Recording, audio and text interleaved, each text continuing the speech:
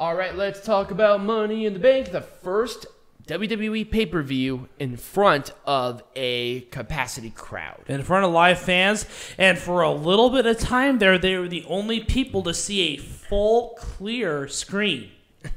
We'll talk about that here in a minute.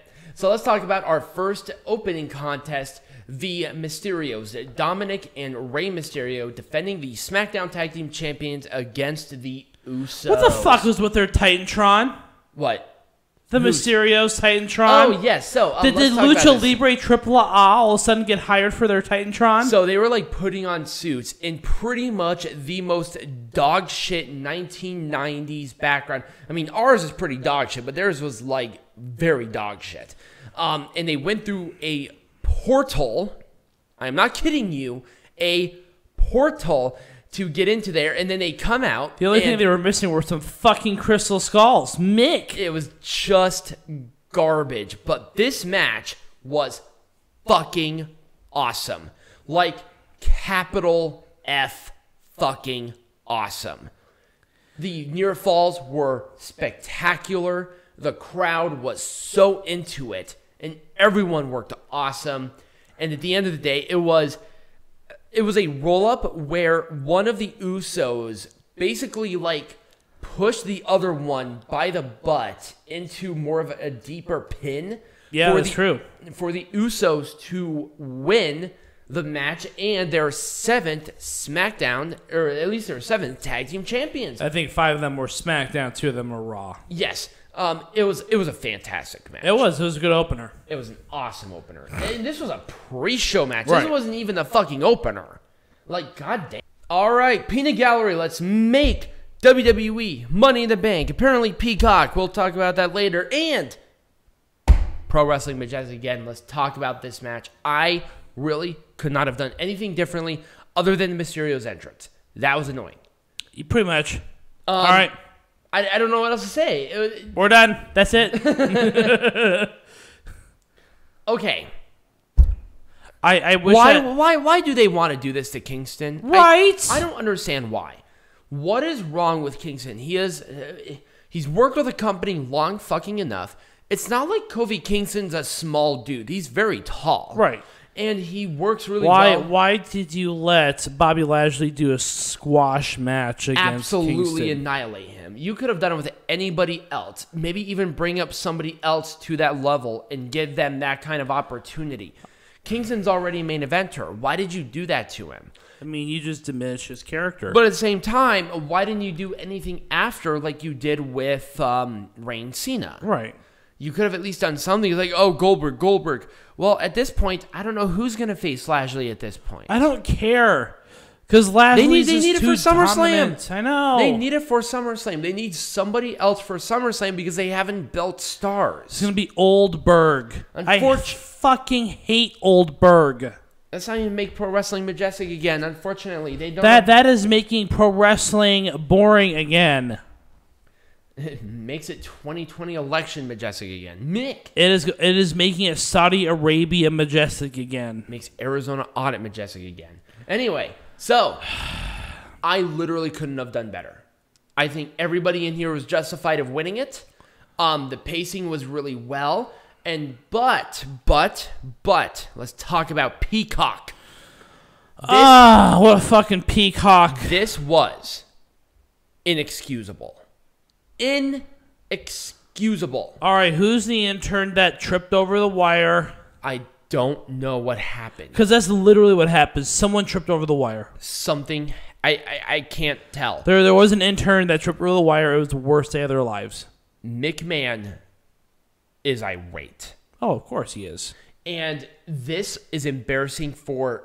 Honestly, at this point, I cannot even blame WWE. This was all Peacock. No, it was. Because guess what? Internationally, all of this stuff was working totally fine. This was a Peacock problem. And unfortunately, with being in America, there wasn't an option for a difference. Unless you were doing ESPN illegal. Right.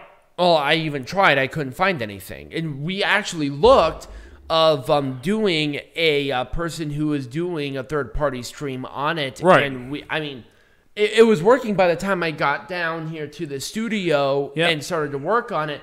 But at the same time, and it was during entrances, but once again, you missed that. You missed those moments of somebody coming out, that kind of specialty. And, right. You missed Rick Boogs doing his whole entrance with the guitar King Nakamura. And everything. You missed Drew McIntyre coming out with the sword all of a sudden. I don't know why. And with that, I'm not sure if you saw the sword of the Loch Ness Monster. Also, I'm not sure if you saw it, but during the entrance, there was like pretty much a piece of cardboard that was put up and painted to look like a rock. I'm not sure if you saw it. No.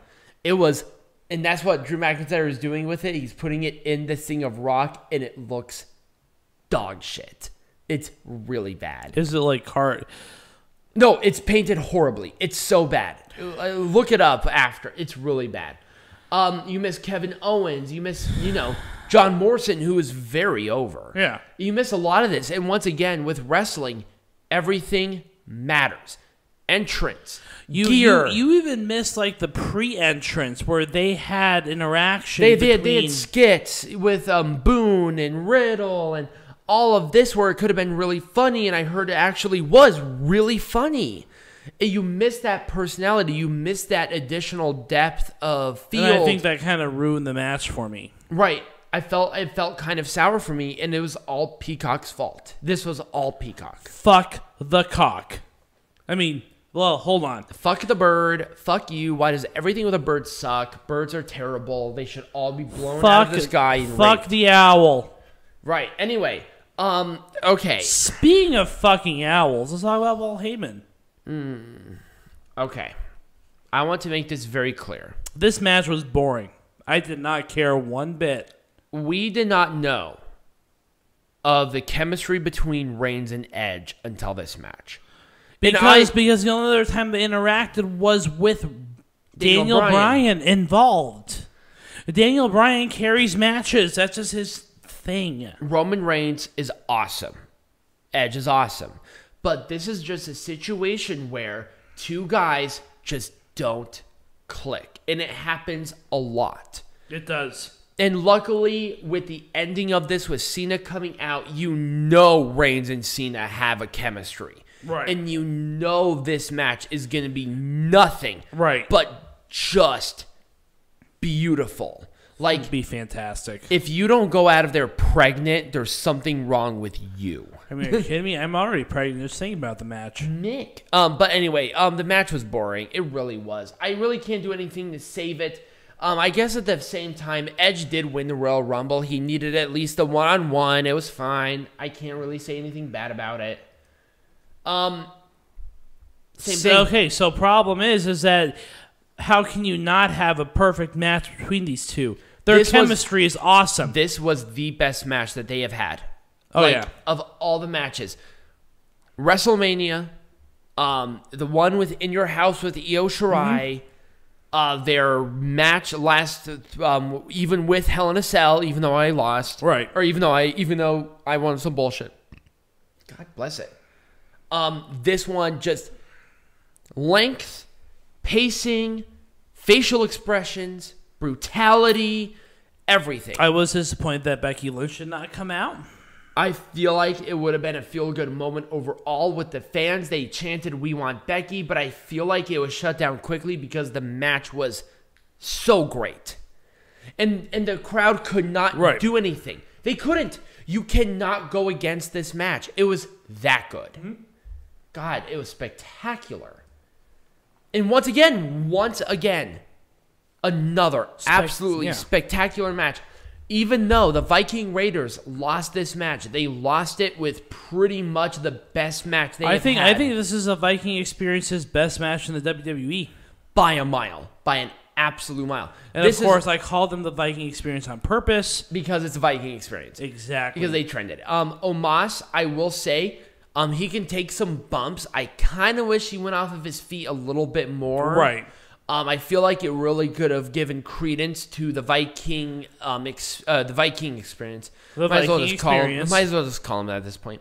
I feel like it would have given more credence to them as a team, And I felt like everyone was on point. Right. This was an on-point match, and this is what happens when you make pro wrestling majestic again. You get great matches like this. You get AJ Styles carrying that team, but it's no fault. And of once them. again, I feel, okay, this is probably... This was definitely the strongest of the 2 Money in the Bank ladder matches. Mm-hmm. I could even say this is probably one of the strongest women's Money in the Bank ladder matches that I've ever seen. Probably. Actually, you know what?